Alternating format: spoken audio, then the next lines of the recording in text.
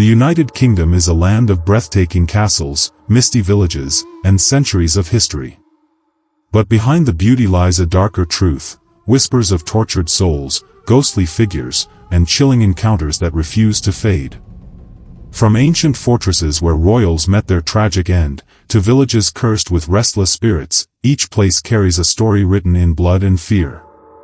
Tonight, we'll step into the shadows of 5 of the most haunted places in the UK. Be warned, once you hear these stories, you may never look at Britain's history the same way again. If you enjoyed these haunted stories, don't forget to subscribe. Your support helps us uncover even more chilling places. 1 Tower of London, London, England. If you stand before the Tower of London at night, the sight alone is enough to make your heart heavy. Massive stone walls rise against the sky, their centuries of history soaked in blood, betrayal, and whispered prayers of the condemned. By day, tourists crowd its corridors. But by night, the tower changes. It becomes what it has always been, a prison of restless souls. The most famous of these is Anne Boleyn, the ill-fated queen of King Henry VIII. Beheaded in 1536 on Tower Green, she was accused of treason and infidelity.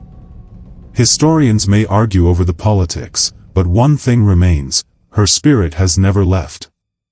Guards through centuries have reported the same terrifying sight, a woman in Tudor dress, walking silently across the grounds, carrying her head beneath her arm.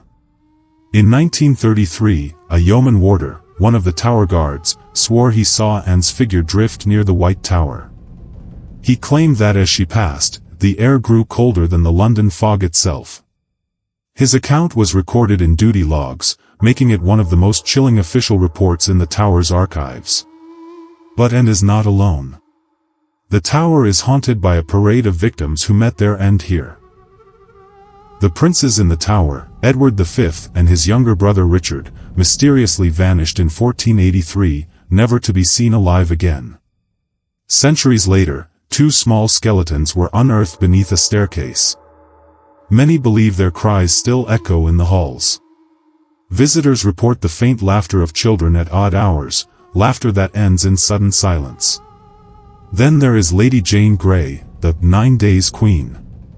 Executed at just 16 years old, her pale ghost is said to wander the battlements, her sorrowful eyes searching the Thames as though asking why fate was so cruel. And countless guards over the years have admitted, though sometimes reluctantly, to the feeling of being watched when they patrol the bloody tower. Walking through the tower myself, I couldn't help but feel the weight of its history pressing down on me. The cold stone walls almost breathe with memory. Standing on the execution site at Tower Green, I imagined the terrified eyes of those who once knelt there, hearing the axe being raised above them. It is a place where the veil between past and present feels unbearably thin.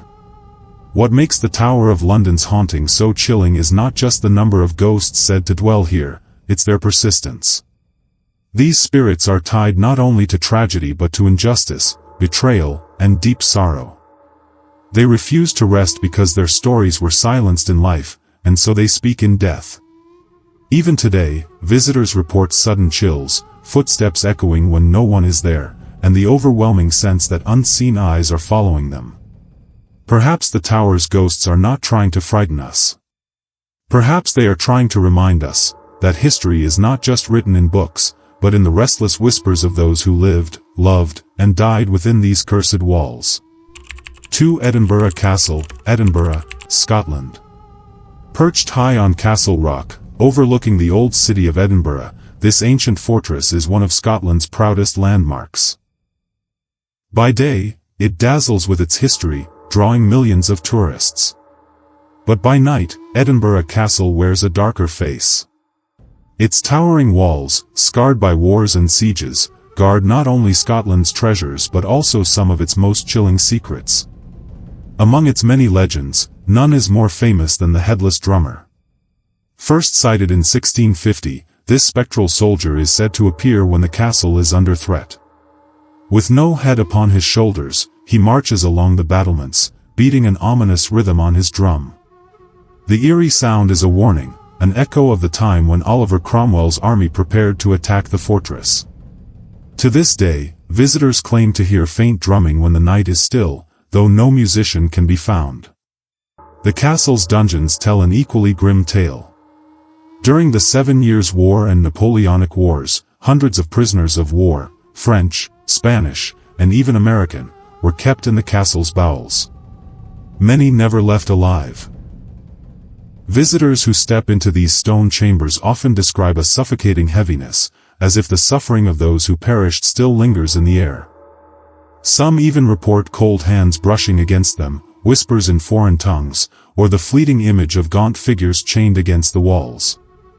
Perhaps the most tragic is the story of the piper who vanished. According to legend, centuries ago, tunnels were discovered leading from the castle down into the city. To map them, a young bagpiper was sent below, his music guiding soldiers above. Halfway through the labyrinth, the sound of his pipes abruptly stopped. The search parties found nothing, no boy, no pipes, not even footprints. He was never seen again. But even now, locals claim that faint bagpipe music can sometimes be heard drifting from beneath the castle, as if the lost boy still wanders the tunnels, playing a song no one will ever finish. In 2001, a team of paranormal investigators conducted one of the most extensive ghost hunts at Edinburgh Castle. Over 200 volunteers were sent into the most haunted parts of the fortress. The results were chilling. More than half reported strange experiences, sudden drops in temperature, sensations of being watched, tugging at clothes, and even ghostly touches. Many were skeptics before the experiment. Few left unconvinced. Walking through the castle myself, I felt something I cannot easily explain. The air seemed colder in the dungeons, though no breeze stirred.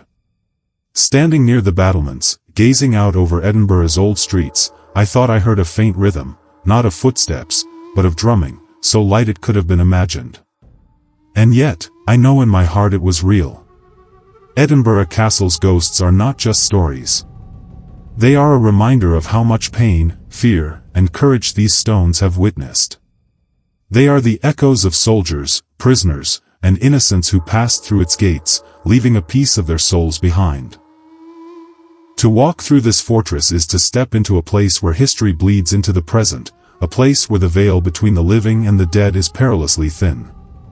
So if you ever find yourself at Edinburgh Castle after dark, listen closely. You may hear the beat of a drum with no drummer, or the faint strains of a bagpipe that never reached the light of day. 3 Borley Rectory, Essex, England. Hidden away in the quiet countryside of Essex, Borley Rectory once stood as a peaceful-looking Victorian home. Built in 1862 by Reverend Henry Bull, at first glance it was nothing more than a large brick house where a clergyman's family could live. But over the years, Borley Rectory gained a terrifying reputation, one so strong that it is still called the most haunted house in England. The first whispers began with the story of a tragic nun. According to local legend, a nun from a nearby convent fell in love with a monk. The two lovers tried to escape together, but they were caught. The monk was executed, and the nun was said to have been bricked alive into the walls of a convent near the site of the rectory. From then on, people claimed to see a pale, ghostly nun walking silently across the grounds, her face sorrowful, her presence heavy with despair. The Bull family, who lived there for decades, reported strange occurrences. In 1900, 4 of the Bull daughters claimed to see the nun gliding silently through the garden. When they approached, she vanished into thin air. Guests and villagers, too, told of hearing unexplained footsteps, doors opening and closing by themselves, and even ghostly whispers echoing through empty rooms. But the real notoriety of Borley Rectory came in the 1920s and 1930s. When Reverend Lionel Foyster moved in with his wife, Mary Ann, the activity escalated. Objects flew across rooms. Windows shattered without cause. Bells rang though their wires were cut. But the most chilling event centered around Mary Ann. She reported being physically attacked by unseen hands, slapped, and even pushed. And on the walls, messages began to appear in chalk handwriting. One famously read, "Mary Ann, please help me." To this day, no one has explained who wrote them. In 1929, the house attracted the attention of the famous paranormal investigator Harry Price. With his team, he spent years documenting hundreds of strange incidents, ghostly figures, poltergeist activity, and more mysterious writings. Newspapers followed the case closely, calling Borley Rectory a psychic laboratory. Skeptics accused Price of exaggeration, but the sheer number of witnesses made it impossible to dismiss everything as hoax. The house itself seemed cursed. In 1939, Borley Rectory was badly damaged by a fire. Strangely, even after the building was reduced to ruins, the hauntings did not stop. Visitors to the site reported seeing the ghostly nun walking across the rubble, as if searching for something lost long ago. Others claimed to hear strange chanting or the sound of bells ringing faintly where no structure stood anymore. I often imagine standing in that garden at dusk. The wind rustling through the trees, the air heavy with silence, and then, the soft swish of robes. A shadow in the corner of your eye. The feeling that someone is watching you. It is in those moments that Borley Rectory still breathes, even though its walls are gone. For many, Borley Rectory was not just a house. It was a place where sorrow, tragedy, and the otherworldly converged. Whether you believe Harry Price's investigations or not, one truth remains: too many people saw, heard, and felt things that cannot be explained. Perhaps the nun still wanders, searching for peace she was never allowed in life. Perhaps the walls themselves remembered every prayer, every betrayal, every scream. Whatever the truth, Borley Rectory has carved its place into history, a reminder that some houses are never truly empty. For Pluckley Village, Kent, England. Nestled in the quiet countryside of Kent, Pluckley at first glance looks like a picture-perfect English village, winding lanes, old cottages, and a peaceful green. But beneath its charming surface lies a chilling reputation. With over 12 officially recorded ghosts, Pluckley holds the Guinness World Record as the most haunted village in Britain. The Screaming Man. One of the oldest tales speaks of a man who died in a horrific accident while working in the nearby brickworks. Trapped under falling clay, he screamed for help until his cries faded into silence.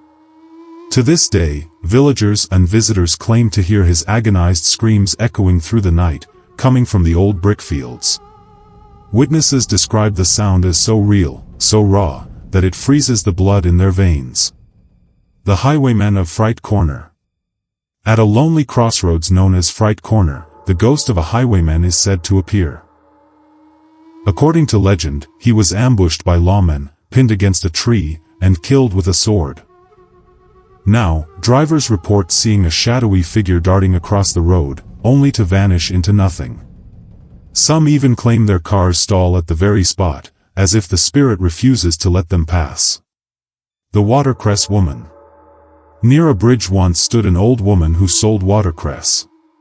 Locals say she was a lonely soul, known more for her silence than her words.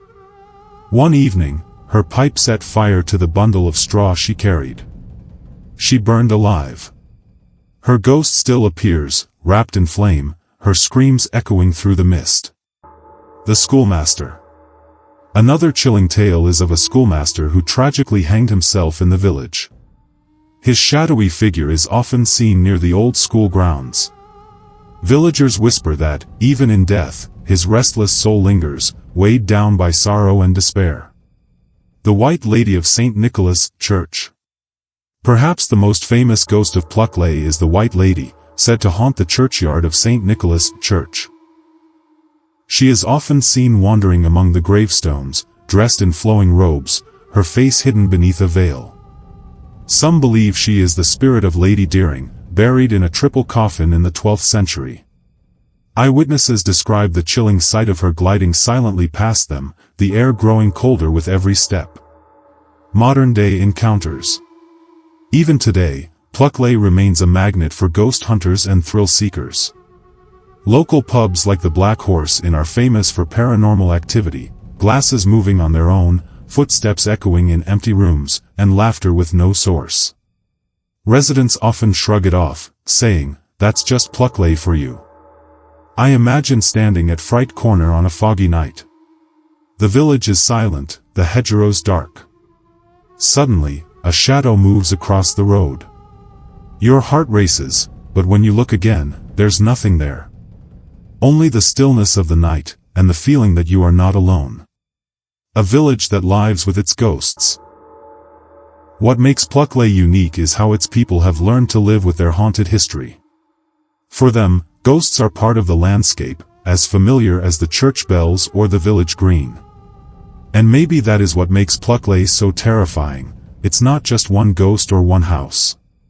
The entire village breathes with the weight of the supernatural.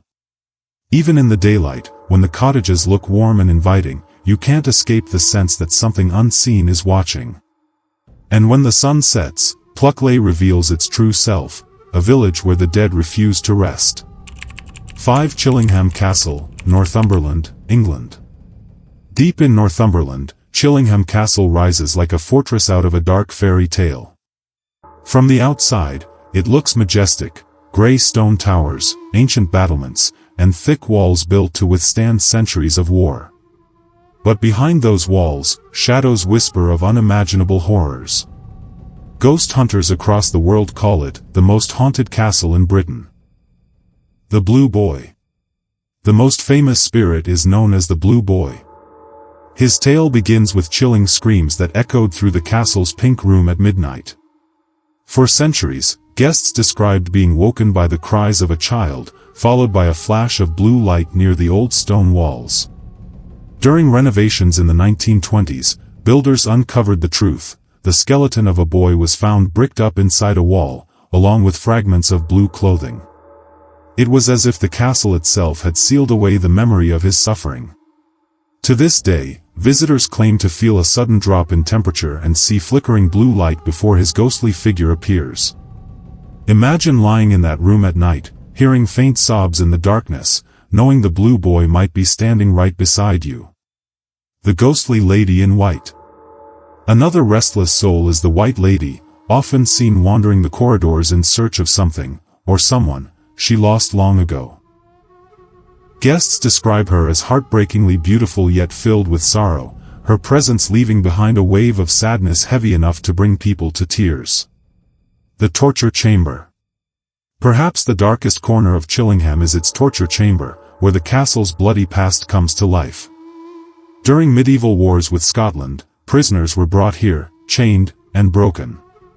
Instruments of torture still remain, racks, cages, and spiked devices once used to make men scream. Paranormal investigators have reported sudden groans, rattling chains, and the overwhelming stench of burning flesh, even though the room has been cold for centuries. The Haunted Chapel. The castle's private chapel is said to be haunted by ghostly monks. Witnesses describe chanting echoing through the stone halls, though no one is inside. Visitors sometimes feel a hand on their shoulder or a whisper in their ear, urging them to leave. Eyewitness accounts. In modern times, tourists and paranormal teams have captured strange phenomena, glowing orbs floating across staircases, shadowy figures darting past corridors, and sudden icy winds sweeping through locked rooms. A castle guide once admitted that even seasoned staff avoid certain areas after dark, saying, "You don't feel alone here, even when you are living with the dead." Despite its terrifying history, Chillingham Castle has become a tourist attraction. People come for ghost tours, eager to test their courage. But many leave shaken, some refusing to spend another night within its walls. I imagine standing in the pink room at midnight, when the air grows cold and the silence is broken by a faint sob. The flicker of blue light appears near the wall, and suddenly, you understand the centuries of fear that cling to this place. A fortress of restless souls. Chillingham is not just a castle. It is a mausoleum of memories, where centuries of pain, war, and suffering bleed into the present. Its beauty is undeniable, but so is its darkness. And for those who dare to step inside, the past never truly sleeps.